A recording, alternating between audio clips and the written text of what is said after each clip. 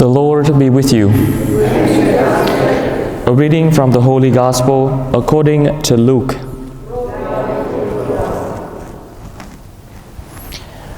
On a Sabbath, Jesus went to dine at the home of one of the leading Pharisees, and the people there were observing him carefully. In front of him there was a man suffering from dropsy. Jesus spoke to the scholars of the law and the Pharisees in reply, asking, "Is it lawful to cure on the Sabbath or not?" But they kept silent. So he took the man, and after he had healed him, dismissed him. Then Jesus said to them, "Who among you, if your son or ox falls into a cistern, would not immediately pull him out on the Sabbath day?" But they were unable to answer his question. The Gospel of the Lord.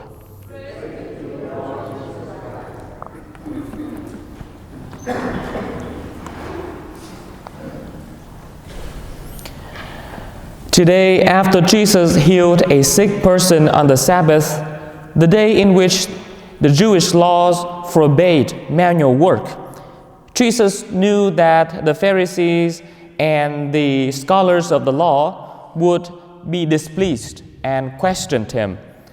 So Jesus asked them a question, that when their son or their valuable animal fell into a hole on the Sabbath, whether they would immediately break the law and pull their son or their animal out from the hole and save their lives. This question from Jesus made the Pharisees silent because they found themselves in it. They found themselves being exposed for teaching and enforcing the laws on others, but they themselves didn't keep the laws. And the question Jesus gave the Pharisees also gave us a valuable lesson in our own lives. Because while the Pharisees would be willing to break the law and put the animal out from the hole to save their lives, they were not happy, however, when Jesus pulled a person out of the darkness of sins and sickness to save his life and make him well again. The Pharisees in the Gospel today did not see their fellow humans to be as valuable and as worthy to save as their animals, as their own sons. And they put the laws above the well-being of their fellow humans. The lesson Jesus wanted to bring forth for all of us today from the Gospel is the lesson of the priority of mercy and compassion.